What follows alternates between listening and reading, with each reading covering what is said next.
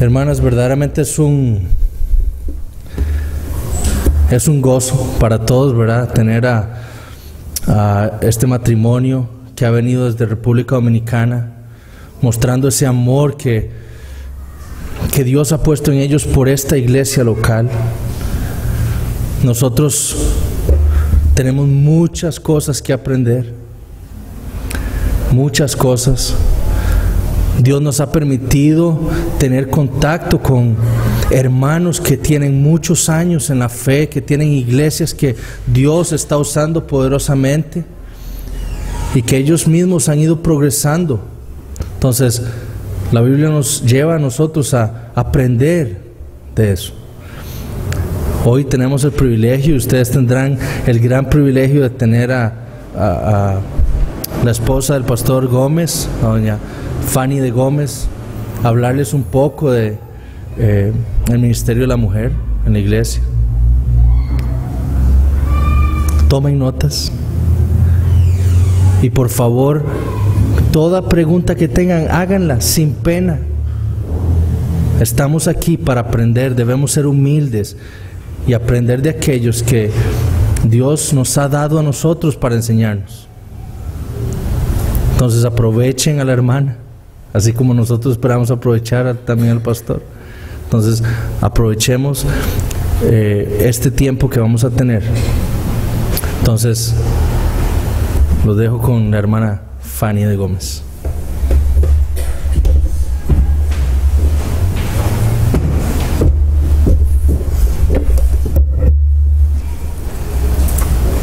Buenas noches. Para mí es un privilegio estar con ustedes aquí hoy.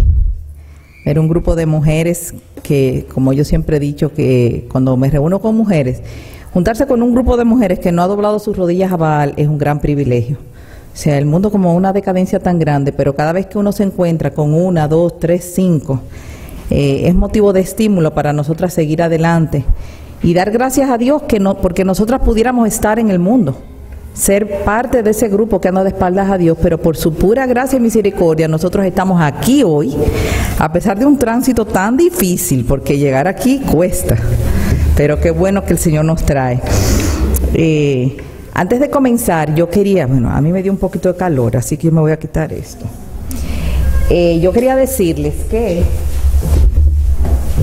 todo lo que yo voy a estar compartiendo con ustedes es de una autora que se llama Susan Hunt, que ha escrito por muchos años sobre mujeres y sobre ministerio de mujeres.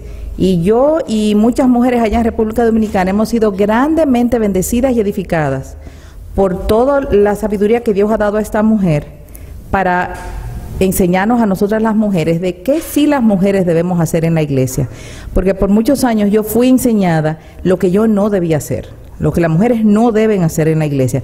Y yo entiendo que eso es muy buen inicio, porque debemos comenzar por ahí. ¿Qué no debemos hacer? ¿Qué dice la Biblia que la mujer no está supuesta a hacer? Pero cuando yo me encontré con esta literatura, yo empecé a descubrir lo que sí podemos, y más que podemos, debemos hacer. Entonces son de esas cosas que vamos a estar hablando en esta noche. Así que antes de comenzar vamos a orar. Buen Dios y Padre nuestro, te damos muchas gracias por el privilegio que nos concedes estar aquí en esta noche para aprender de ti, para escuchar lo que tú tienes para nosotras como mujeres. Te suplicamos que tu Santo Espíritu sea evidente en medio nuestro y que esta palabra que vamos a compartir hoy, tú la apliques en nuestras mentes y en nuestros corazones de tal manera que pueda traer frutos en nuestras vidas y en la vida de nuestra iglesia. Por tu Hijo Jesucristo lo pedimos. Amén. En octubre del 2008, Dios me concedió el privilegio de participar de una conferencia de mujeres en Chicago, y a esta conferencia de mujeres asistieron 6,000 mujeres. El tema de esta conferencia era la mujer verdadera. El pastor John Piper fue quien abrió la conferencia, y él abrió la conferencia con un sermón que él tituló El significado de la verdadera feminidad. Al inicio de su sermón, él dijo lo siguiente: esto es extraordinario, que se me haya concedido el privilegio de dirigirme a las personas más influyentes en este mundo. Hago diferencia entre autoridad e influencia. Una mujer sobre sus rodillas influye más sobre esta nación que 1000 soldados uniformados. Hay poder masivo en este lugar, por lo cual no tomo este momento a la ligera. Yo me imagino cómo se sentía Piper con 6,000 mujeres y él, prácticamente el único hombre ahí. Pero de esa manera introdujo él su sermón. John Angell James, un predicador del siglo XIX, o sea, el de los 1800, dijo lo siguiente en su libro Piedad Femenina: la mayor influencia sobre la tierra, oigan esto, la mayor influencia sobre la tierra, para bien o para mal, lo posee la mujer. Estudiemos la historia de las edades pasadas y encontraremos que nada separa tan claramente estas épocas como la condición de la mujer. O sea, lo que marca una etapa y otra es la condición moral de la mujer. Y Susan Hunt, en uno de sus libros, dice lo siguiente: nuestra época en la historia está necesitada de mujeres de fe bíblica que modelen su rol y ejerzan una influencia reformadora en la cultura. Definitivamente, la época en que nos ha tocado vivir, tenemos un bombardeo muy grande de la cultura sobre lo que significa ser mujer. Obviamente, el enfoque que nos enseña el mundo es vano y distorsionado. Necesitamos entonces nosotras volvernos a la palabra de Dios y ver qué nos enseña la Biblia sobre la verdadera feminidad. Para hablar de verdadera feminidad, sin caer en opiniones, yo opino que las mujeres cristianas, porque las mujeres opinamos mucho, entonces, para no caer en esto de opiniones o preferencias personales que todas carecen de sustancia, debemos acudir al autor, al creador, a quien nos creó, y preguntarle a él mismo, cuando él creó a la mujer, ¿qué tenía en mente? ¿Para qué nos creó? O sea, no nos toca a nosotras inventar o suponer o concluir para qué nos creó Dios, sino preguntarle al mismo. Señor, ¿qué tenías tú en mente cuando me creaste? ¿Qué esperas tú de mí? ¿De qué manera yo te voy a glorificar en la práctica? Por eso vamos a enmarcar primero en nuestro estudio dentro del marco histórico completo de las Escrituras. No podemos estudiar el rol de la mujer como si fuera un tema aparte. No, ese tema tiene que encajar dentro de la historia completa. Es como un rompecabezas. Y las mujeres somos una sencilla pieza de ese rompecabezas. Por eso no podemos aislarlo de la historia completa. Por eso vamos a comenzar por el principio. En Génesis 1 leemos que en el principio creó Dios los cielos y la tierra. Las palabras iniciales de la Escritura nos enseñan que Dios es nuestro punto de partida. Él es el iniciador soberano y su palabra es la autoridad de toda vida. Entonces, ¿qué aprendemos de esto? Que Dios es el creador. Su palabra tiene tanto poder que con él decir sea la luz, fue la luz. Él nos creó, entonces Él es nuestra autoridad. En el 6º día de la creación, el Señor dijo: hagamos el hombre a nuestra imagen, conforme a nuestra semejanza. Y creó Dios al hombre a su imagen. A imagen de Dios lo creó, varón y hembra los creó. El rey creador decidió hacer una criatura que reflejara ciertos aspectos de su carácter. Esto es lo que hace al hombre y a la mujer seres especiales.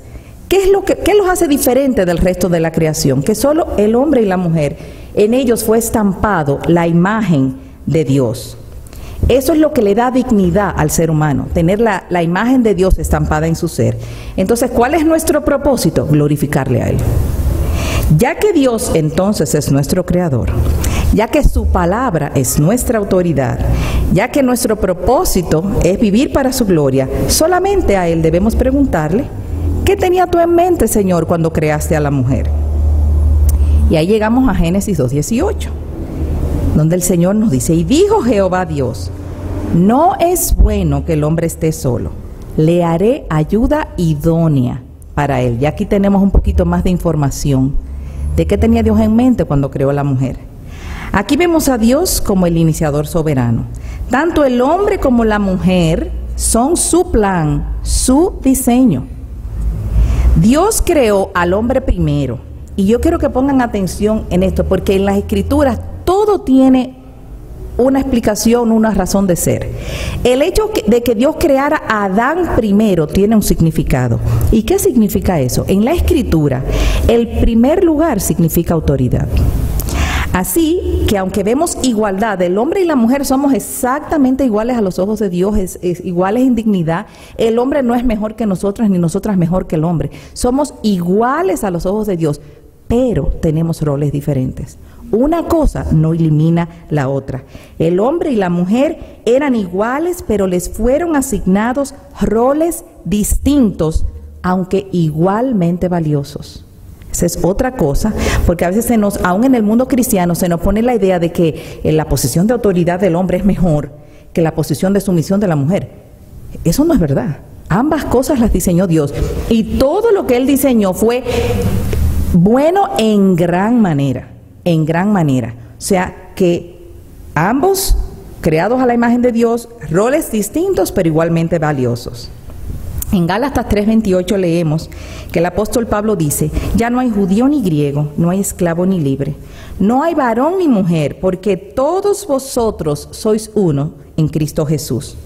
No hay distinciones ni tratos preferenciales en nuestra unión con Cristo, pero esto no niega el orden de Dios en la creación.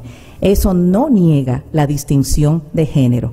Y por eso es tan importante que tengamos esto claro antes de involucrarnos, que en Ministerio de Mujeres, si no tenemos claro esta doctrina de autoridad masculina, que Dios lo diseñó desde antes de la creación del mundo, era el plan de Dios. Era el plan de Dios.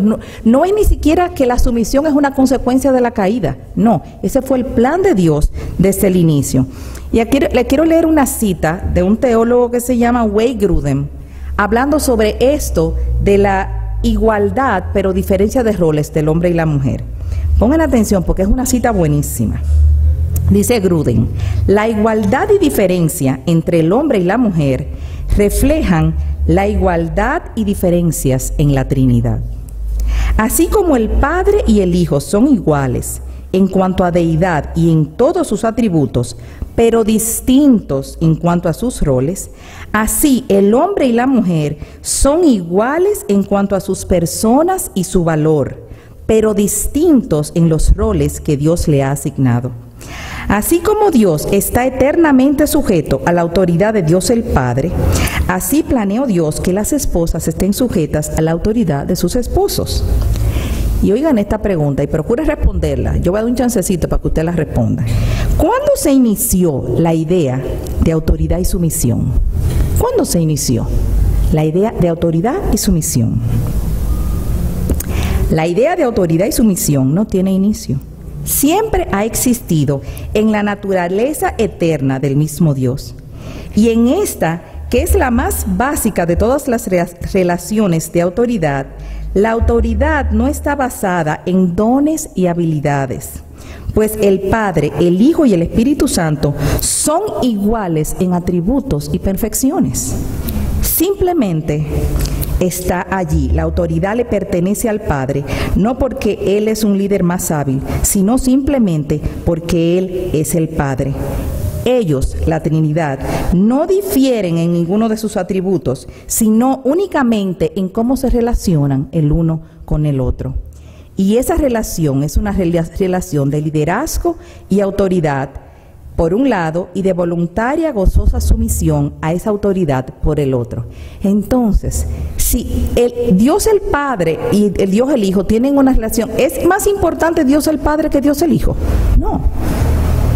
Es Dios. Sin embargo, hay una relación hermosa de autoridad y sumisión voluntaria y gozosa que ejemplifica para nosotros lo que es el rol del hombre y el rol de la mujer, igualmente valiosos, pero distintos. ¿Y cómo le vamos a glorificar a Dios? Los hombres en la medida de que tomen su puesto de liderazgo y las mujeres en que tomemos nuestro puesto de sumisión. Ahora, la palabra hebrea que se traducida al español es ayuda idónea. En el original es la palabra eser. Y algo que nos puede arrojar mucha luz para finalmente llegar, ¿qué significa eso de que somos ayuda idónea en la práctica? En el Antiguo Testamento descubrimos algo interesantísimo, y es que la palabra eser, que es la que significa ayuda idónea, ayuda, se usa pero en muchos casos para referirse a Dios mismo. Oigan esto, para mí esto fue una cosa hermosa descubrirlo, porque me di cuenta que esa característica de Dios, esa parte de Dios está estampada en mí como mujer de manera particular. Les voy a citar, no lo van a buscar, solamente les voy a citar cómo se traduce esa palabra ayudador, pero refiriéndose a Dios mismo en el Antiguo Testamento. En ocasiones se traduce como ayuda, aquel que ayuda, aquel que defiende, como aquel que ve la necesidad y responde a ella, como aquel que sostiene, como el que protege, como aquel que nos libra del peligro y de la angustia, como aquel que rescata al débil, como aquel que consuela. Voy a poner todas esas palabras juntas. Todas esas palabras juntas definen lo que es un ayudador, lo que es una ayuda idónea. Un ayudador o una ayuda idónea defiende, ve y responde a las dificultades y al dolor, apoya, protege, libra del peligro, rescata al débil y al necesitado y consuela. Si ustedes se dan cuenta, todas esas palabras implican relación. Que ahí somos fuertes las mujeres. Las mujeres vemos necesidades cuando los hombres no la ven, por la naturaleza con que Dios nos hizo. Yo siempre que estoy hablando de esto, cuento una ilustración de en un viaje misionero que yo fuimos a Cuba. Siempre iban los hombres de la iglesia, solamente los hombres, hasta que ellos llegó a un punto que se dieron cuenta lo bueno que era ir con las esposas, porque hay cosas que las mujeres podemos suplir para las mujeres que ellos no. Y esas mujeres allá eran primera generación de creyentes, no tenían nadie que delante de ellas que les enseñaran. Pues siempre que iban los pastores, ellos iban cargados de libros. Libros, libros, libros, libros. Y ahí fuimos, mi esposo y yo, ¿verdad?, con nuestros libros y muy poquito espacio para otras cosas. Cuando yo llego allá me doy cuenta que no tienen toallas, que hay una toalla para toda la familia, que hay 2 platos y uno y está cuarteado en el medio, que hay un solo cuchillo y no teníamos que prestar el cuchillo, que un solo baño para toda la iglesia. O sea, cosas que cuántas veces habían ido los hombres y ellos no estaban pendientes de eso. Ahora, ellos estaban pendientes de otras necesidades que yo no las hubiera visto nunca. Por eso es que Dios creó al hombre y la mujer de una manera que se complementan perfectamente. ¿Se dan cuenta por qué hay problemas cuando las mujeres queremos ser como los hombres y los hombres como la mujer? Se daña todo. Porque la perfección, la armonía va a venir cuando cada quien cumpla su función. Entonces las mujeres somos buenas viendo necesidades, identificando cosas. ¿Qué debemos hacer cuando vemos eso? Traer al liderazgo masculino. Y ellos, que definitivamente son más juiciosos para tomar sus decisiones, deciden de qué manera se van a enfrentar esas necesidades y cuándo. O sea, nuestra función llega hasta, la vemos, la comunicamos. Y cuando ellos decidan qué hacer, si nos piden ayuda, pues nos involucramos. La mujer fue creada entonces como ayuda idónea. La mujer fue creada para ayudar, no para estorbar. Fuimos creadas para completar, no para competir. Y en el mundo que vivimos es una competencia fuerte. Las mujeres no quieren ser como los hombres, ellas quieren ser mejores que los hombres. Eso es una agenda definida. En el mundo en que vivimos, muchas mujeres han comenzado a pensar que a nosotras nos tocó la peor parte, ser ayuda idónea, y aún en el mundo cristiano ya hay mujeres que han comenzado a pensar de esa manera. Pero las mujeres que así piensan no han entendido la hermosura de nuestro diseño. Vimos en la Biblia que Dios se describe a sí mismo como ayudador de su pueblo. Y si Dios no se avergüenza de llamarse a sí mismo ayudador de su pueblo, ¿no deberíamos nosotras sentirnos como llenas de gozo de que esa estampa de Dios fuera puesta de manera particular, estampada en nosotros? Esa característica de Dios de manera particular está estampada en nosotros. No sé, aquí probablemente que hay alguna mujer soltera y puede que esté pensando que eso de ayuda idónea es para mujeres casadas solamente, y dirá, bueno, aquí están hablando de cosas para mujeres casadas, eso realmente no me toca a mí. Pero la verdad es que ese es un pensamiento que no es correcto. Las mujeres casadas deben ser ayuda idónea, pero toda la mujer, la Biblia no dice en ningún sitio que son las mujeres casadas que deben ser ayuda idónea, sino la mujer. La mujer en sentido general está llamada a ser una ayuda idónea en su casa y en la iglesia. Mientras estamos solteras somos ayuda idónea en la iglesia para todo lo que podemos servir, en la escuela dominical, cuidando a los niños, en lo que se nos pida. En lo que se nos pida podemos ejercer esa característica que de manera particular está estampada en nosotros de ser ayuda idónea. Pero también las solteras tienen que pensar que probablemente algún día Dios le conceda esposo. Y no pueden esperar casarse para empezar a poner en práctica su rol. Eso tiene que desarrollarse desde temprana edad. En Génesis 3:20 encontramos que Adán llamó el nombre de su mujer Eva, por cuanto ella era madre de todos los vivientes. Y aquí encontramos otro detalle importante de nuestro rol de ayuda idónea. Eva significa dadora de vida. Esto tiene un significado práctico para nosotras. O sea, somos ayuda idónea porque nos involucramos en ayudar en todo lo que se necesite y en que se nos solicite. Pero también Eva significa dadora de vida. Y esto no se refiere solamente a asuntos biológicos, a procrear hijos. No se trata solamente de tener hijos, pues de lo contrario se limitaría a los años reproductivos y entonces las mujeres estériles se quedarían en el aire. Y las mujeres que no se casan y las solteras, entonces hasta que no se casen ellas están como en un limbo, que no ocupan ningún lugar en la iglesia. No. Cada mujer redimida, y oigan bien, cada mujer redimida está llamada a ser una dadora de vida en cada relación, situación y momento de la vida. ¿Cómo vamos a ser dadoras de vida? Mientras defendemos, mientras cuidamos a los oprimidos, mientras apoyamos, mientras protegemos, mientras libramos del peligro, mientras consolamos. Ser dadoras de vida es nuestra misión en la redención.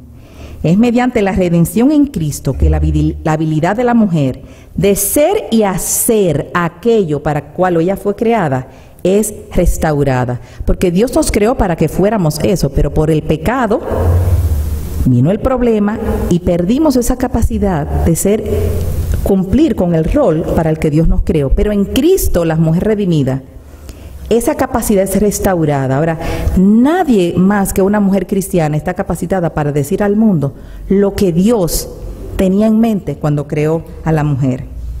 En cada situación, y oigan, esto tiene implicaciones prácticas. ¿Qué quiere decir esto?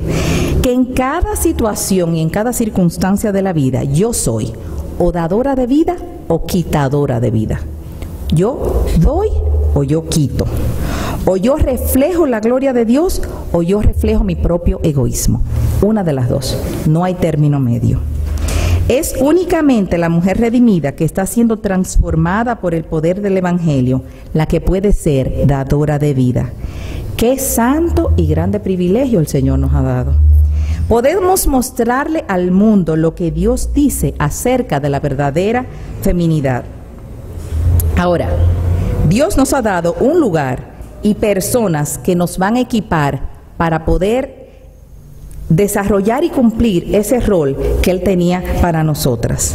¿Cuál es el lugar? ¿En qué lugar nosotras vamos a desplegar, a desarrollar este rol y esto de ser dadoras de vida con lo que Él nos creó? La iglesia.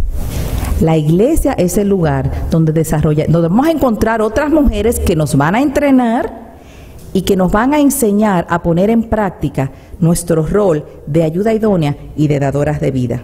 Es aquí que entra entonces en nuestro panorama el pasaje que leyó el pastor de Tito 2, del 3 al 5. Las ancianas, podemos ir a Tito 2, porque ahí nos vamos a quedar el resto de la noche.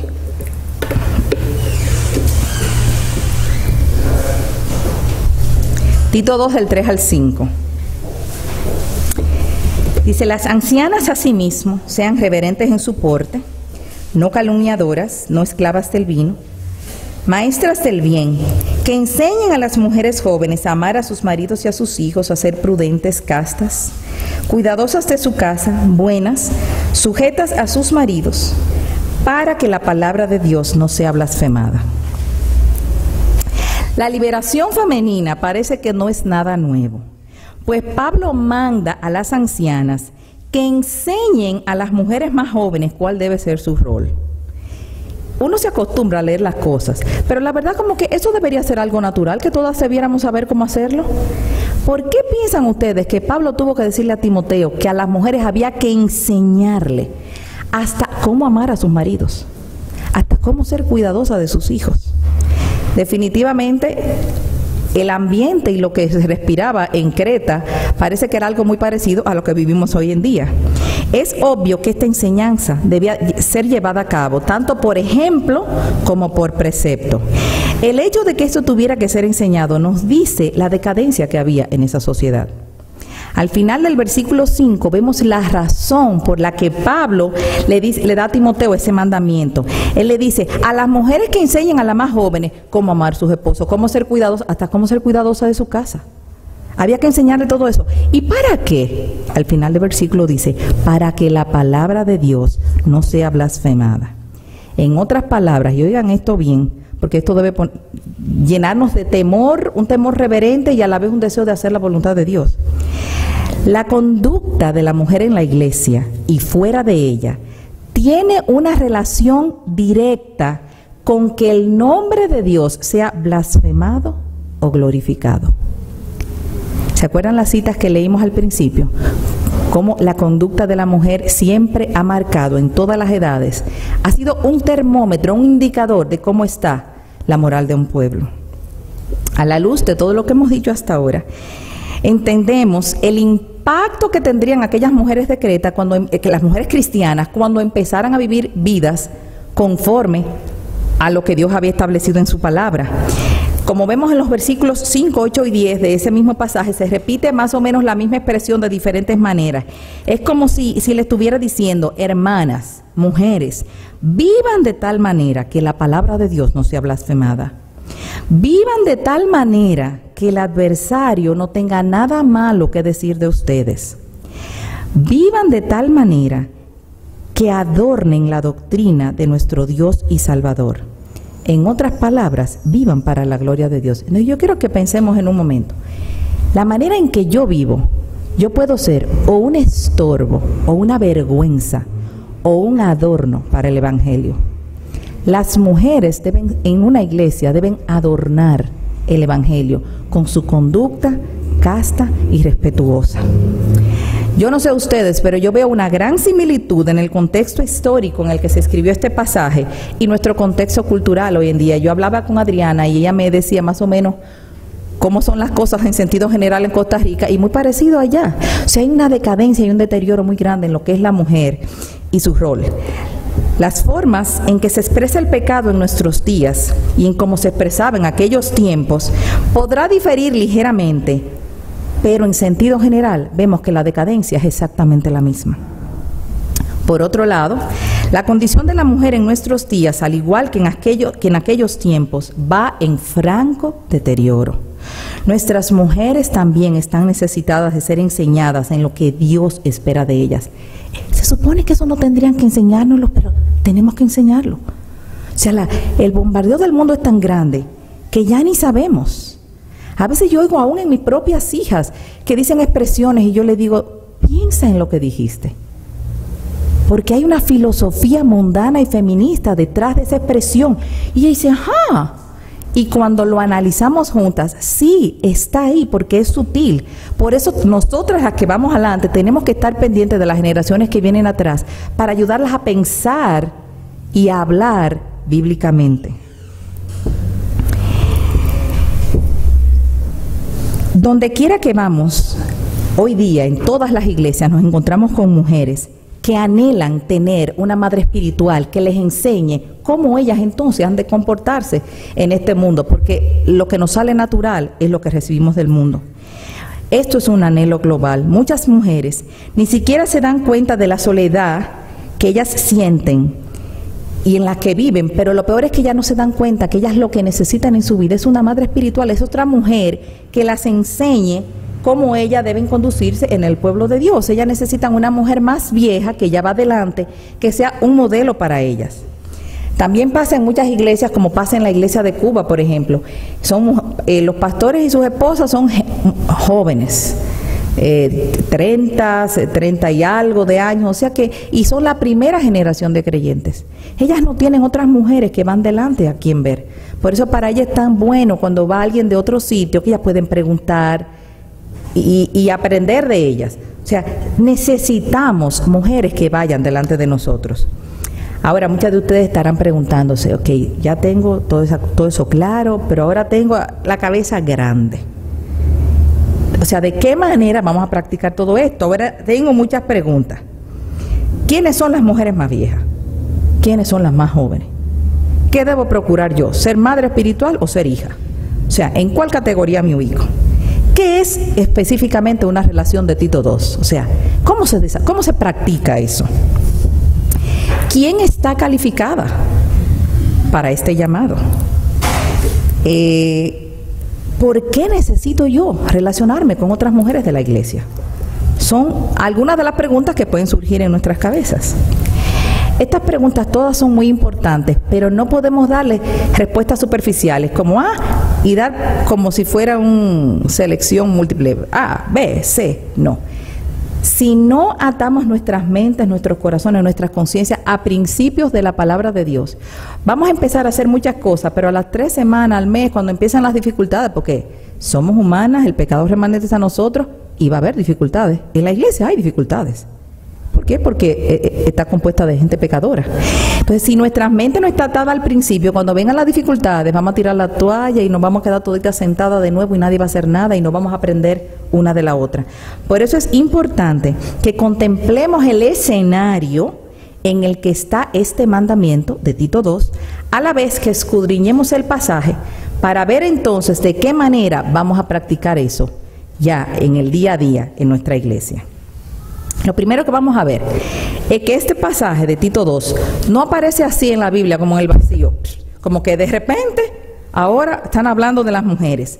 Recuerden que en la palabra de Dios todo encaja, es una gran historia. La Biblia tiene una sola historia, es la historia de la redención.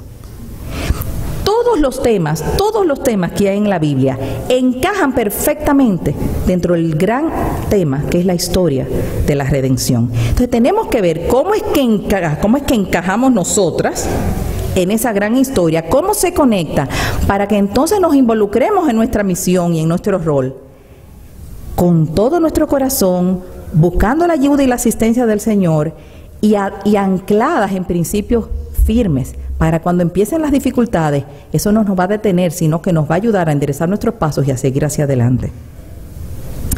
A través de todo el Antiguo Testamento se nos dice que una generación, y aquí es importante que veamos el hilo conector, se nos dice que una generación debía enseñar a la próxima generación. Eso lo encontramos desde Génesis hasta Apocalipsis, encontramos eso. En Deuteronomio, en Deuteronomio 6, el 4 al 7, dice: Oye Israel, Jehová nuestro Dios, Jehová uno es. Y amarás a Jehová tu Dios de todo tu corazón y de toda tu alma y con todas tus fuerzas. Y estas palabras que yo te mando hoy estarán en tu corazón, y las repetirás a tus hijos, y hablarás de ellas estando en tu casa, y andando por el camino, y al acostarte, y cuando te levantes. ¿Cuál fue el mandato del Señor? Que una generación enseñara a otra generación. Cuando encontramos este mandamiento en Tito, de que las mujeres más viejas enseñan a las más jóvenes, ¿qué es lo? ¿Está mandando algo nuevo el Señor? No, es el mismo mandamiento, lo único que en Tito lo vemos aplicado de manera particular a la mujer. Esta gran confesión de fe que vemos en Deuteronomio 6, el 4 al 7, es el principio del discipulado bíblico. La estrategia sigue siendo la misma desde el principio. Aquí vemos el mandamiento de pasar la fe bíblica y la vida espiritual de una generación a otra. Estas son las pisadas sobre las cuales va Tito. Pablo cuando le da el mandamiento a Tito. A menos que veamos esta conexión, no tendremos la fuerza motora que necesitamos para invertir en enseñar a otras mujeres. O sea, esto no es una cosa que apareció en Tito por primera vez, es la estrategia divina desde el principio hasta el final. El discipulado cristiano, una generación debe enseñar a la próxima generación. Y Dios, quien te creó a ti y a mí, decidió que nosotras las mujeres somos las encargadas y responsables de enseñar a la generación que viene lo que Dios espera de ti y de mí. O sea, y esto no es una opción. Esto es un mandamiento para todas. Antes de Jesús ascender al cielo, Él dejó las puertas abiertas del reino y expandió la comisión para incluir al mundo. En Mateo 28, del 18 al 20 dice: y Jesús se acercó y les habló diciendo: toda potestad me está dada en el cielo y en la tierra. Por tanto, id y haced discípulos a todas las naciones, bautizándolos en el nombre del Padre y del Hijo y del Espíritu Santo, enseñándoles que guarden todas las cosas que os he mandado. Y he aquí, yo estoy con vosotros todos los días hasta el fin del mundo. Por su palabra y su vida, Jesús dejó muy claro que el discipulado es evangélico, educativo y relacional. Cuando una mujer está enseñando a la próxima generación, ella está transmitiendo el evangelio. Eso es parte de su responsabilidad, enseñar a la próxima generación el evangelio. Ella está educando porque está enseñando, pero ella también está desarrollando relaciones. Y este es un punto que es muy importante para nosotras las mujeres. Recuerden que eso está estampado de manera especial y particular en nosotras, el relacionarnos. Y el Señor Jesucristo nos dio el ejemplo. Y lo vamos a ver en Marcos 13, el 13 al 14. Dice que el Señor Jesucristo subió al monte y llamó así a los que Él quiso y vinieron a Él. Y estableció a 12 para que estuviesen con Él y para enviarlos a predicar. Y oigan bien esa palabrita: escogió a 12 para que estuviesen con Él. ¿No es tierno eso? Si uno se acostumbra y lee las cosas, Para el Señor Jesucristo fue importante desarrollar una relación con esos 12 hombres. Él no se sentó y le dio una clase y esto es lo que ustedes tienen que hacer y vayan y predícanle a todo el mundo. No, Él se relacionó, Él tuvo cercanía con ellos. Su enseñanza tuvo mayor efecto en la vida de esos hombres porque vieron a un hombre enseñando y viviendo. Entonces, nuestra enseñanza ha de llevarse en el contexto de relaciones. Jesús no se mantuvo a distancia. Él los llamó para que estuviesen con Él. La relación precedió a la asignación que les daría. ¿Cuándo le dio el mandato? Después de vivir un tiempo con ellos. Estar con ellos, enseñarlos, instruirlos. Entonces llegó el momento cuando ya estaban listos para el mandato. Pero Él no dio el mandato sin tener una relación con ellos. Y esto tiene enseñanza para nosotras. El discipulado bíblico es un ministerio encarnado. Incluye contenido en el contexto de relaciones. Debemos enseñar, pero en el contexto de relaciones. Por eso me gusta tanto esa cocina. Ahorita le voy a explicar por qué. Estamos llamadas a enseñar el contenido de la palabra de Dios en el contexto de relaciones personales que validen la verdad de Dios. Si nuestra enseñanza solamente tiene que ver con contenido, será una enseñanza académica y nada más. Pero si lo único que nos une es relación, sin doctrina y sin enseñanza, entonces va a ser un ministerio anémico. Debemos evitar los dos extremos. No queremos tener un ministerio de mujeres anémico que se basa en actividades sociales, en relaciones, y entonces muchos problemas, porque cuando la palabra de Dios no es el centro, las mujeres sabemos liarnos bastante.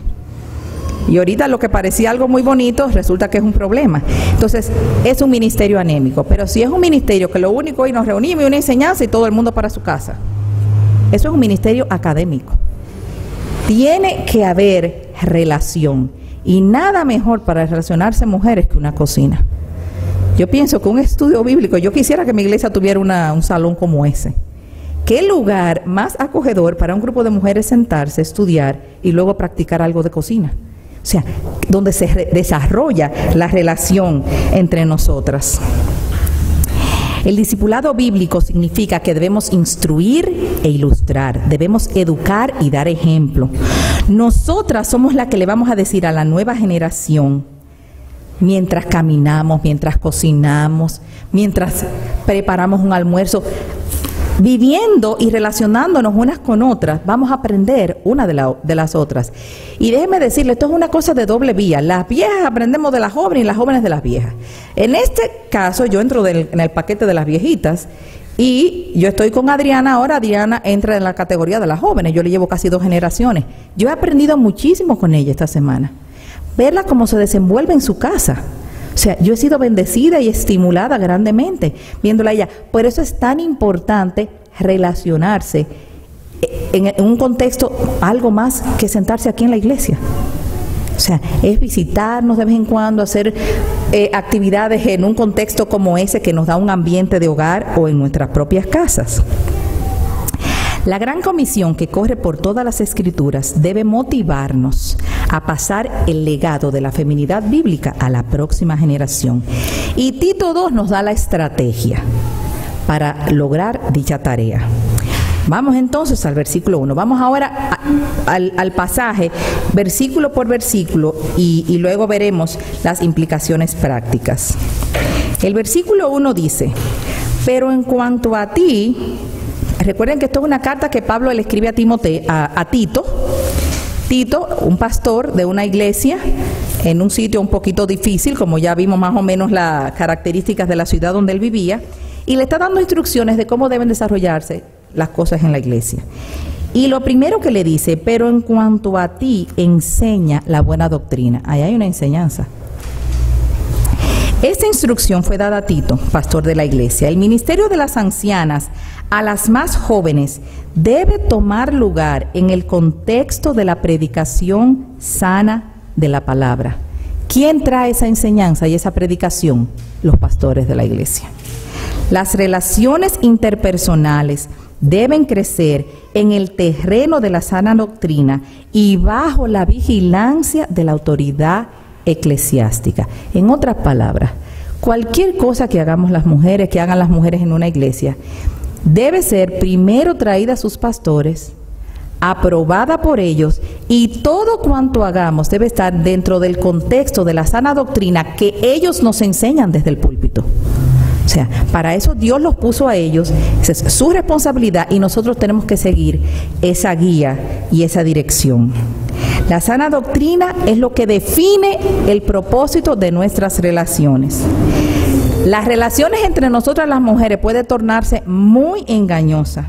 Se pueden amargar fácilmente las relaciones de las mujeres. Cuando sacamos a Dios, fácilmente nos vamos por preferencias, no, que yo prefiero que sea así, no, pero ya que ella dijo que lo quiere de otra manera, y eso traer problemas y dificultades en medio de nosotros. Ahora, si la sana doctrina es el centro y lo que nos une, ¿qué es lo que vamos a hacer las mujeres? Coger esa sana doctrina que ha sido enseñada por nuestros pastores en la iglesia y que tenemos en la palabra, y la vamos a aplicar a nosotras como mujeres. Alguna estará pensando, deme un ejemplo para yo entender cómo es que cómo es que se relaciona esa cosa, una cosa con la otra. Un ejemplo de algo muy femenino. Todas nosotras pasamos una vez al mes por nuestro ciclo menstrual. Eso trae consigo, en algunos casos, irritabilidad, incomodidad, y todas las que estamos aquí sabemos que eso es real, eso no es invento. Realmente uno se pone sumamente irritable. Allá en mi país dice todo le huele y nada todo le hiede y nada le huele. O sea, tiene sus incomodidades. Entonces, ¿qué haría una mujer más madura cuando ve a una mujer más joven respondiendo irritadamente? Ella va a venir a su lado, le va a decir, entiendo cómo te sientes, porque ella también pasa por ese tipo de cosas. Y ella va a traer a la mente de esta mujer más joven la enseñanza que ella ha tenido desde el púlpito de lo que es el dominio propio, de lo que es no dejarse dominar por las emociones y cómo me siento. Mira, es verdad, estás en tu periodo de tu ciclo menstrual, pero el Señor nos dice en su palabra que no nos debemos dejar dominar por esto. Vamos a orar junto al Señor. Cuando estés en ese periodo, en esos días del mes, está alerta de ti misma. Ora más al Señor. Procura no hacer cosas que tú sabes que te van a poner en áreas de tentación. O sea, ven cómo en la práctica vamos a coger esa sana doctrina que ha sido enseñada por nuestros pastores en la iglesia y llevarla a la práctica hasta estos asuntos pequeños que tienen que ver con nosotras. Un ejemplo personal, por ejemplo, el año pasado yo estoy ya en un periodo premenopáusico, y las que han pasado por eso saben que eso tiene sus dificultades, que muchos calores, insomnio, depresión. Es un paquete que trae todas las cosas más raras del mundo. De repente, el año pasado hubo un momento que yo tuve una crisis, pero severa. Yo decía, no, yo dije, me estoy volviendo loca, o algo me está pasando, porque de repente toda esta cosa junta. Y cuando uno se ve de esa manera, uno dice, pero ¿y cómo es posible? Yo soy cristiana. ¿Y cómo es posible que y una sensibilidad, y se llora por todo, y todo es grande, una cosa así, uno la ve muy grande, como si fuera que se está acabando el mundo, y es una cosa pequeña? Pero la verdad es que pasa. ¿Qué pasa? Entonces uno lucha, yo no podré ser cristiana, que me está pasando esto. Qué bendición fue para mí tener hermanas que van delante de mí. Yo inmediatamente llamé a Santo Domingo, una hermana particular que ya ella pasó de esa etapa de la vida, pero yo sabía que cuando ella estuvo en esa etapa de la vida, ella hizo, si hubo una gente que hizo una crisis menopáusica terrible, ella le dio todo lo que le podía dar a una mujer. Ella enfrentó hasta ataques de pánico. Aquello fue terrible. Ahora es una mujer piadosa. ¿Qué yo hice? Yo la llamé y yo le dije, Maggie, dime qué hago. Dime qué hiciste. Y fue tan bueno encontrar un oído de una mujer que me entendía, que me dijo, no te estás volviendo loca, Fanny. O sea, sí, mira, lo que te está pasando es parte de un proceso. Ahora ella me dijo, mira, órale al Señor. Cuando no tengas sueño, yo aprovechaba mis horas de desvelo para orar más al Señor. Refúgiate en la palabra, memoriza las escrituras. Ella me dio herramientas de la palabra de Dios para yo hacerle frente a una situación real de mi vida que un hombre no puede entender, porque él no es su naturaleza, y son de estas cosas. Yo imagino que cuando Pablo le dice a Timoteo, a las ancianas que enseñen a las más jóvenes, le está hablando de esas cosas propias de mujeres, que ni siquiera es propio que sea un hombre el que venga a tratarla con una mujer, sino nosotras aplicar todo el conocimiento de la palabra de Dios para ver cómo hacemos frente bíblico a esa situación que estamos pasando en ese momento. Eso se aplica a la crianza de los hijos, a cualquier otra situación de la vida. Ahora, la maternidad espiritual, esto de tener mentoras o madres espirituales, no es un ministerio de clonación, no es conformar a otras mujeres a nuestra imagen. Si las relaciones se fundamentan en base a preferencias en lugar de principios, pueden fácilmente venir a ser de una dimensión y también hacer relaciones malas. Y entonces cada quien va a enjuiciar una, enjuiciar a la otra. Cuando las relaciones basadas en la sana doctrina se dan en medio de las mujeres, Dios es glorificado y la vida de la iglesia es fortalecida grandemente. En el versículo 3 dice, asimismo las ancianas sean reverentes en su porte, no calumniadoras, no esclavas del vino, que enseñen lo que es bueno. Las ancianas obviamente se refiere a edad cronológica.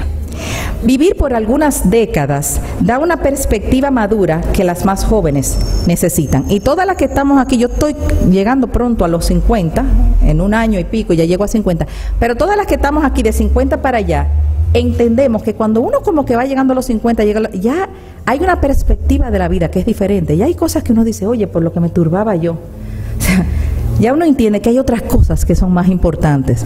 Y puede por eso ser de ayuda a las que vienen más jóvenes, que se están ahogando en el mismo vaso de agua en el que nosotras quisimos ahogarnos, que ahora vemos que no hay por qué ahogarse en ese vaso.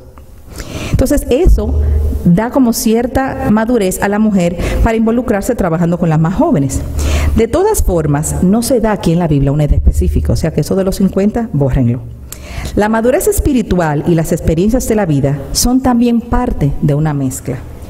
Todas las mujeres que han sido redimidas, incluyendo jovencitas y adolescentes, deben asumir responsabilidad por aquellas mujeres que son más jóvenes que ellas en la fe. Entonces, respondiendo a la pregunta, ¿qué soy yo, madre espiritual o hija? ¿En cuál categoría entro? En las dos. Todas nosotras debemos procurar tener una mujer que va delante de nosotros, o mujeres, a las cuales ver, a las cuales preguntar, pero a la vez yo tengo responsabilidad con la generación que viene tras de mí. Entonces yo tengo que estar mirando dos cosas: a quién pregunto, a quién miro y a quién voy a enseñar, a quién voy a ayudar. Yo le decía a Adriana que mi hija de 15 años, ella es la más jovencita de mi casa, yo a ella le digo, tú tienes una responsabilidad con Carla, que tiene 10 años, con todas las que van más chiquitas que ella. O sea, ¿qué estás haciendo tú en la iglesia, mi hija, para influenciar a esa generación que viene detrás de ti? Porque ella tiene que pensar, ahora ella va a ser la asistente de su maestra de su estudio bíblico de niñas, porque ella está muy grande, está muy contenta, porque ahora ella va a empezar a dar a la generación que viene detrás de ella. Las mujeres espirituales maduras deben ayudar a las más jóvenes a aplicar la sana doctrina enseñada por el pastor en el contexto de sus circunstancias particulares. Esa enseñanza no es tan solo instrucción formal. Es una instrucción que se llevará a cabo de manera informal mientras compartimos juntas, mientras nos bebemos un café, mientras cuidamos niños juntas. Se dará de múltiples maneras. Muchas mujeres estarán aquí pensando, bueno, lo que pasa es que si usted supiera lo que ha sido mi vida, yo no tengo nada que darle a ninguna otra mujer. Yo entiendo que yo sí puedo aprender mucho de otras, pero mi vida ha sido un desastre. Lo mejor es que nadie aprenda de mí, porque mire que lo que va a buscarse es problema en su vida. Sin embargo, yo tengo palabras para ti. Toda mujer que ha experimentado el perdón de Cristo y ha sido cubierta por su gracia, tiene algo que enseñar, porque ella no va a enseñar de sí misma, sino de aquel que la salvó y que dio su vida por ella. Ellas saben, estas mujeres, que ellas no son buenas. Por eso son creíbles sus historias, porque son mujeres malas y pecadoras, igual que tú, igual que yo. Sus historias para otras mujeres no son acerca del esplendor de sus éxitos, sino de la gloriosa bondad de su Dios, que a pesar de ellas las salvó, las rescató y las ha traído hasta aquí. Aún contarán sus metidas de pata en la vida, como una advertencia a las que vienen detrás, para que no cometan el mismo error que yo cometí. Yo conozco muchas mujeres que se casaron con un hombre inconverso y al día de hoy están pagando las consecuencias, y ellas casi con lágrimas suplican a la generación que viene, no cometan ese error. Mire lo duro que ha sido la vida para mí, toda mi vida, pero es la consecuencia de mi mala elección. Toda mujer está capacitada. Si ha dado frente bíblico a su situación, ella puede enseñar a la próxima generación, porque ella va a enseñar no de ella, sino de aquel que la salvó y la rescató. En el versículo 4 vemos que dicen que enseñen a las más jóvenes a amar a sus maridos y a sus hijos, a ser prudentes, cuidadosas de su casa, amables y sujetas a sus propios maridos. El currículo de Tito 2 incluye dos cosas: carácter y también labores, que es el balance perfecto entre la fe y las obras. Esa mujer tiene que tener un carácter, ella tiene que haber sido redimida, ella tiene que ser parte del pueblo de Dios, pero también nos da cosas específicas, que es lo que debe estarse preguntando todavía: ¿cuándo vamos a llegar a lo que es más práctico, más práctico, más práctico?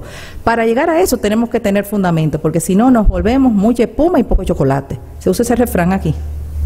Entonces, tenemos que tener ese fundamento de todo lo que hemos hablado hasta ahora para poder llegar a una práctica que sea sólida y que de verdad dé gloria a nuestro Dios. Hay una trampa de doble filo que debemos evitar. Las mujeres más jóvenes a este punto estarán pensando: ay, qué bueno que si yo pudiera tener una padre espiritual, y entonces hacerse unas ideas y unas expectativas de que una madre espiritual o una mujer que sea una amiga especial le va a solucionar todos sus problemas. Si piensas así, te va a llevar un desencanto muy grande, porque eso no es así. Pero muchas mujeres maduras estarán aquí pensando: ay, pero imagínate, y si me hacen preguntas que yo no sé responder. Tú sabes las cosas que me falta por aprender de la Biblia. Y viene esta mujer joven, me hace una pregunta y yo no sé responder, ¿qué voy a hacer? También hay buenas noticias. Tú no necesitas tener todas las respuestas. Cuando el rey Josafat presenció un problema muy difícil, él no hizo pretensión alguna de saber la respuesta. Un ejército enorme marchaba en su contra y él tuvo miedo, pero ¿qué hizo? Buscó el rostro de Dios. Él reunió a todo el pueblo y oró.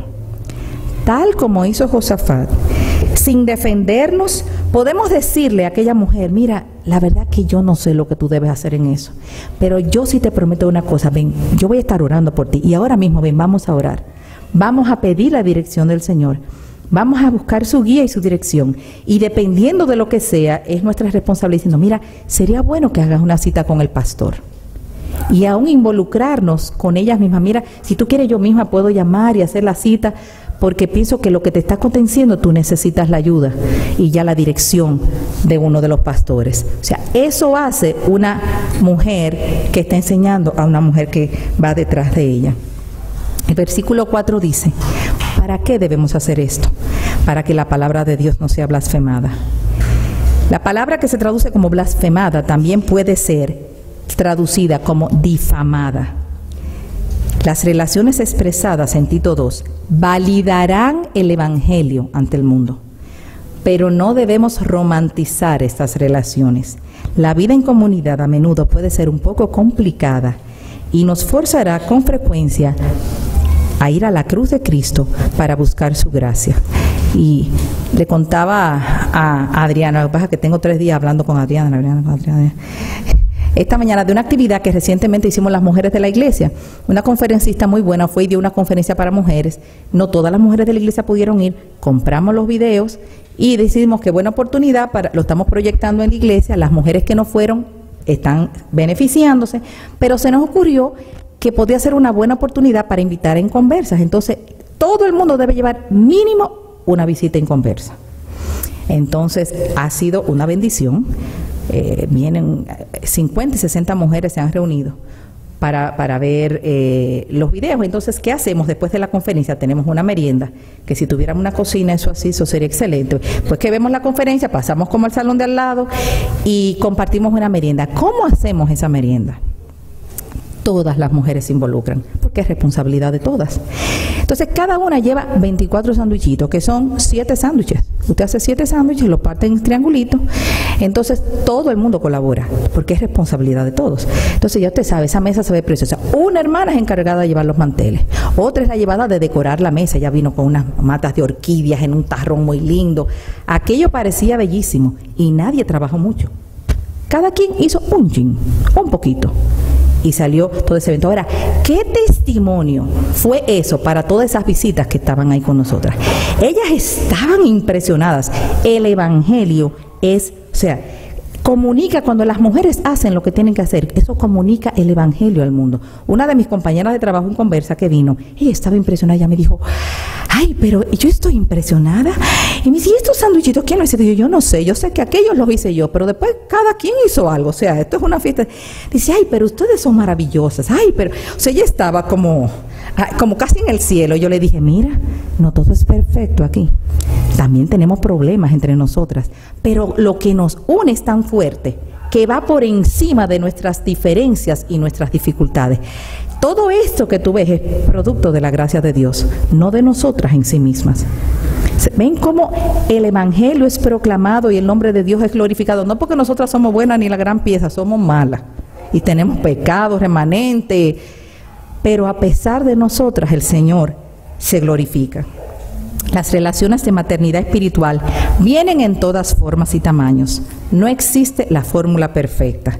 Este ministerio no es un programa, es un estilo de vida. De todas formas, en la cultura en que vivimos, a veces tenemos que dar un poquito de estructura para que las cosas caminen. Entonces, las relaciones de maternidad espiritual pueden ser regulares o intermitentes, continuas o que sencillamente lleven una conversación aislada. Un día compartiste con una hermana y fuiste de especial bendición para ellas. Pero una relación basada en Tito 2 siempre será intencional y con propósito. Yo voy a procurar llegar a mi hermana. El propósito de la relación va a ser la gloria de Dios y que su palabra sea evidenciada en la práctica. Esta clase de relación es marginada en el mundo, pero debe ser muy valorada en la iglesia. En el mundo la gente se junta por interés común o por afinidad. Aquí no es por eso. Nos une Cristo. Y si yo veo una hermana que siempre esté sola, yo tengo que ir intencionalmente donde ella y saludarla. Aunque me es más cómodo hablar con Beatriz, porque Beatriz y yo nos llevamos tan bien. Sí, pero tengo que hacer un esfuerzo y llegar a aquella que no soy tan afín, pero que siempre la veo sola. Ahora, ¿cuándo, cómo y dónde esto sucede? La maternidad espiritual se da cuando una mujer que ha pasado por una crisis muy fuerte decide abrir su corazón con otra que está pasando por una situación similar y de esa manera ella traerle el consuelo de cómo Dios la consoló a ella en esa situación. Pero para hacer eso ella va a tener que estar dispuesta a hacerse vulnerable ante la otra hermana. Una relación basada en Tito 2 sucede cuando una viuda enseña a una joven esposa cómo planificar y preparar un menú, cómo decorar su hogar, y en el proceso enseñarle cómo amar y apreciar a su esposo. Esto sucede cuando una estudiante universitaria se reúne con unas chicas del bachillerato para un estudio bíblico y un tiempo de oración. Ella las anima a perseguir la santidad en cada área de sus vidas. Esto sucede cuando una madre joven se hace amiga de un adolescente Esta relación puede iniciar con unas breves conversaciones en la iglesia. Luego la chica empieza a visitar su hogar. Se ríen mucho y algunas veces lloran. Ellas caminan y oran mientras los niños juegan. Los temas de conversación son discusiones acerca de la feminidad bíblica, las amistades, la pureza y otros temas variados. Así una joven adolescente puede ser rescatada de los parámetros de este mundo. La maternidad espiritual se da cuando una mujer invita a un grupo de jóvenes solteras a su casa a cenar una noche. Ella ora regularmente por ellas y usa el tiempo de sobremesa para gentilmente ayudarla a integrar su fe a su vida y a su trabajo. Su actitud frente a su esposo y a sus hijos le enseña cómo es un matrimonio cristiano. Y esto a mí me sorprende. Yo tengo un estudio bíblico con las jóvenes de la iglesia, a la cual vienen otras jóvenes de otras iglesias que se han ido uniendo al grupo, y es quincenal. Después de nuestro estudio pues cocinamos algo y es lo más bueno. El otro día, a veces coincide que mientras estamos en nuestro estudio, Eri está en la iglesia con la lectura de los hombres, que se reúnen quincenal, pero los hombres hablan menos que las mujeres y ellos terminan primero y Eri llega a la casa y todavía yo estoy con todas mis chicas, que las mamás comienzan a llamar, que ya salgan, que es tarde, que es las 10 de la noche. Entonces un día llega Eri y me saluda. Un saludo normal y rutinario para mí, para mis hijos. Me dice, hola mi amor, y me da un beso. ¿Qué tiene eso de...? O sea, eso es lo común. Cuando Eri se va, una de las chicas, que es de otra iglesia, viene de un hogar divorciado, dijo, ¡ay, qué lindo! ¿Cómo se saludan ellos? Mis hijas se quedaron como así. Lo que menos uno se imagina es un ejemplo que está impactando a una joven que no tiene eso en su casa. O sea, se dan cuenta cómo estas relaciones, no es una clase nada más, y aquí hay enseñanza formal, pero hay mucho de enseñanza informal. Las relaciones de Tito II siempre son intencionales, planificadas. O sea, ¡ay, salió! No. Cada una de nosotras debe ser intencional en desarrollar este tipo de relación. En la Biblia vemos una relación de este tipo, que es una muy buena ilustración, que es la relación que se dio entre Ruth y Noemí. Aparentemente Noemí tenía una relación de Tito II con Ruth. Primero había un alcance evangelístico, le predicó el evangelio. Ruth abrazó al Dios de Israel. Ella dijo, tu pueblo será mi pueblo y tu Dios será mi Dios. Luego el ministerio de enseñanza empezó. Cuando llegaron a Belén, Noemí le enseñó a Ruth cómo era la vida en la vida del pueblo de Dios. Ella le dijo acerca de la ley provista para el forastero, el huérfano, la viuda. Cuando llega una jovencita o una mujer nueva a la iglesia, uno le enseña cómo una mujer se viste, cómo una mujer hace esto, cómo una mujer cristiana. Le enseña cómo es la vida en la familia de la fe. La respuesta de Ruth fue extraordinaria. Haré todo lo que me digas. Esta historia tuvo todos los ingredientes. Una joven que profesó la fe en el Dios viviente e hizo ajustes radicales en su vida. Una anciana que estuvo dispuesta a extenderle la mano a esta jovencita que vino loba del mundo, pero fue paciente y misericordiosa. No la criticó, mírala cómo se viste. No, se acercó a ella, la abrazó, fue paciente hasta que ella empezó a caminar y siguió adelante, pero también involucró a una joven con un espíritu enseñable. Todas nosotras debemos estar en ambas posiciones. El mandato expreso en Tito II es simplemente un aspecto de nuestra gran y gloriosa comisión de ir por el mundo y predicar el Evangelio. Es una de las formas en que podemos ser fructíferas y multiplicarnos. Es la forma en que las hijas de Dios van a pasar este legado de feminidad bíblica a la próxima generación. El Salmo 78, 4, 6 y 7 dice, siquiera anótenlo pero no lo lean, óiganlo y usen toda su imaginación. Dice, no las encubriremos, estas verdades, no las encubriremos a sus hijos, contando a la generación venidera las alabanzas de Jehová y su potencia y las maravillas que hizo, para que lo sepa la generación venidera y los hijos que nacerán, y los que se levantarán lo cuenten a sus hijos, a fin de que pongan en Dios su confianza y no se olviden de las obras de Dios, que guarden sus mandamientos. Entonces ustedes en esta iglesia local, ¿qué cosas prácticas pueden hacer para poner estas cosas por obra? Voy a mencionar una serie de cosas que le puede dar ideas y abrir su imaginación, pero cada iglesia tiene sus particularidades y sus necesidades. Ya ustedes, el Señor les irá guiando de qué manera pueden llevar a la práctica todo esto. Pero podrían, con la anuencia y aprobación de sus pastores, reunirse quincenal o mensual y estudiar un libro o sobre feminidad bíblica o sobre crianza, porque veo que hay muchas mujeres aquí que están criando. Son cosas en las que entonces se van a reunir en torno a un tema edificante que va a traer beneficio a sus vidas y la vida de la iglesia. Podrían realizar talleres donde aprendan las unas de las otras. ¿Talleres de qué? De cocina, de decoración, cómo preparar un café y servirlo con gracia, cómo poner una mesa correctamente, cómo preparar menús económicos y saludables, cómo organizar la cartera. Ustedes saben, las mujeres que nunca encontramos nada en la cartera. Una hermana ya nos dio un taller cómo organizar su cartera, eso fue excelente. Las ideas que nos dio, buenísimas. Cómo organizar la despensa, cómo pegar botones, cómo hacer ruedos. Cómo una hermana compartió cómo ella hacía su devocional personal. Y eso fue buenísimo, aprendimos muchísimo de cómo ella lo hacía. Otra compartió cómo ella lleva su vida de oración, cómo tiene listicas de oración, cómo lo divide por día. Y fue sumamente edificante para nosotros. Pueden hacer talleres de cómo llevar el presupuesto familiar, etcétera. Allá generalmente en nuestra iglesia tenemos el estudio bíblico de mujeres, que estudiamos un libro quincenal y dura 1 hora y media. La primera hora estudiamos el libro. La segunda media hora, si tuviéramos la cocina, pasáramos a la cocina y ahí hacemos un taller de cocina o lo que sea. Y los talleres todo el mundo lo da. Cada día le toca a una. Todas tenemos algo que enseñar. Y de esa manera unas nos beneficiamos de las otras. ¿Qué cosas también pueden hacer? Compartir motivos de oración. Las mujeres más viejas, repartirse los nombres de todas las mujeres más jóvenes o de las jovencitas y los niños de la iglesia. Y cuando te toque ese nombre, tú tienes que llamar a esa niña, mira, voy a estar orando por ti este mes, dime por qué cosas tú quieres que yo ore por ti. Y las mujeres más viejas a las mujeres más jóvenes.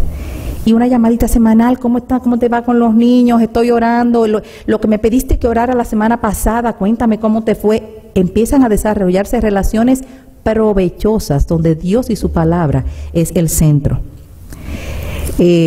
También pueden preparar una tarde de té intergeneracional donde participen todas y compartan testimonios. Todas las mujeres de la iglesia, desde 1 año, desde meses, desde bebé hasta la más ancianita. Pueden hacer un intercambio de tazas o de versículos bíblicos, todo el mundo trae un versículo bíblico, o sea, cosas en las que se mezclen las generaciones y unas aprendan de otras. Cuando estas cosas son llevadas a cabo en el contexto de una sana doctrina y bajo el esquema de autoridad masculina, ninguna de estas cosas deben hacerse y que eso sea una sorpresa para los pastores, porque se empezó mal. Todo cuanto ocurra por las mujeres debe ser primero presentado a los pastores. Después que tengamos su sello y su aprobación, estamos bajo la voluntad de Dios.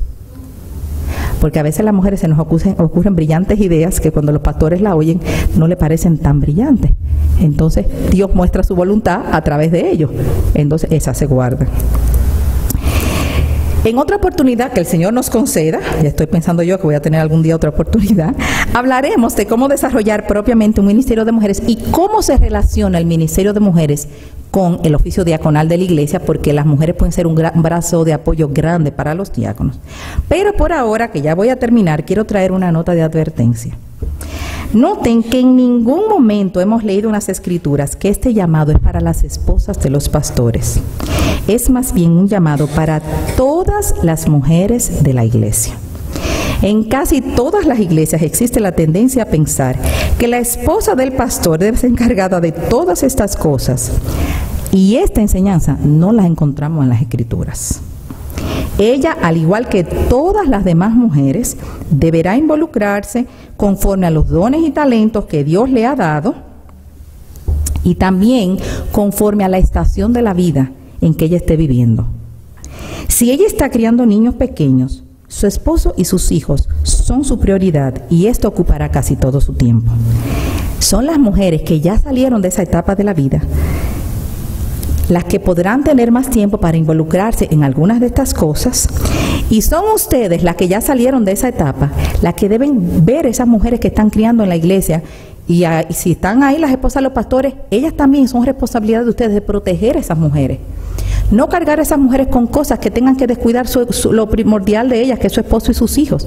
Ustedes deben velar por eso y cargar cosas por ellas. Ya llegará el tiempo donde ellas estarán en otra etapa de la vida y ellas se podrán involucrar en otras cosas. Entonces, cuidar y proteger a ese grupo de mujeres que viene levantando y criando una familia. Y aquí quiero contarle algo porque fue de mucha bendición para mí y para mis hijos de manera particular. A veces pasa en todas las iglesias, yo no creo que esta sea diferente, pero en todas las iglesias pasa que el pastor vive muy entregado a su iglesia y llevan muchas cargas los pastores, muchas cargas. La familia del pastor lleva esa carga hasta cierto punto junto con él, y a veces los niños podrían hasta resentirse. ¿Qué hicieron las mujeres de la iglesia de la que estábamos antes, en IBCJ, que ahora estamos en una iglesia más pequeña, para una manera de mostrar amor y afecto al pastor y a su familia con niños pequeños? Una manera de que ellos vieran, mira, su iglesia les aprecia la labor de tu papá y de tu mamá, que se echa el día entero en la casa cuidándolas a ustedes. Ese es un grupo de mujeres que mi mamá es de la más joven y tiene 73 años, para que ustedes tengan una idea de qué grupo de mujeres estoy hablando. Ellas se reúnen quincenal y estudian un libro, pero ellas decidieron que iban a hacer una actividad a la que invitaban un pastor a la vez. Cada 2 meses invitaban a un pastor con su esposa y sus hijos. Ellas averiguaban lo que le gustaba a los niños, todo. Entonces los invitaban a su reunión. Le guardaban a los niños las galletitas que a los niños les gustaban, le expresaban a su pastor toda la gratitud que ellas tenían, le damos tanta gracias a Dios por el don que usted es para nosotras. Esas mujeres vinieron a ser un canal de bendición para ese pastor y su familia, que a veces los pastores lo único que reciben es queja. Y a veces es tan bueno cuando el pueblo también se toma un tiempo para decirle: gracias, pastor, por lo que usted hace para nosotros. Y lo que significa eso para esos niños es un testimonio de cómo el pueblo de Dios también agradece la labor de su padre. En conclusión, ¿qué aprendimos hoy? Vimos que el mandato de Tito II no es opcional, es un mandato para todas nosotras. Lo que determina este tipo de relación no es interés común, sino nuestra común salvación. Este tipo de relación debe crecer en el terreno de una sana doctrina y bajo la vigilancia de la autoridad eclesiástica. Vimos cómo nosotras podemos ser madres e hijas espirituales a la vez, y vimos que nuestra función es ayudar a las más jóvenes a aplicar la doctrina enseñada por los pastores a circunstancias particulares. También vimos que el propósito de esta relación es la gloria de Dios. También vimos que nuestros fracasos en la vida no nos impiden ser una madre espiritual. Si estos han sido manejados bíblicamente, más bien nos capacitarán, pues nuestras historias no serán acerca del esplendor de nuestros éxitos, sino de la gloriosa bondad de nuestro Salvador. Pregunta: ¿estamos nosotras o están ustedes desarrollando este tipo de relaciones? ¿Qué cosas determina tu cercanía con una u otra hermana? ¿Qué tan intencional eres tú en desarrollar relaciones que sean verdaderamente edificantes y que busquen la gloria de Dios? Probablemente algunas de estas cosas están ausentes en vuestras vidas porque quizás hasta ahora desconocían el alcance del mandamiento de Tito II. Pero a partir de hoy, cada una de ustedes tiene la responsabilidad de procurar intencionalmente este tipo de relación, de tal manera que contemos a la generación venidera las alabanzas de Jehová y las maravillas que Él hizo, para que lo sepa la generación venidera y los hijos que nacerán, a fin de que pongan su confianza en Dios. Amén.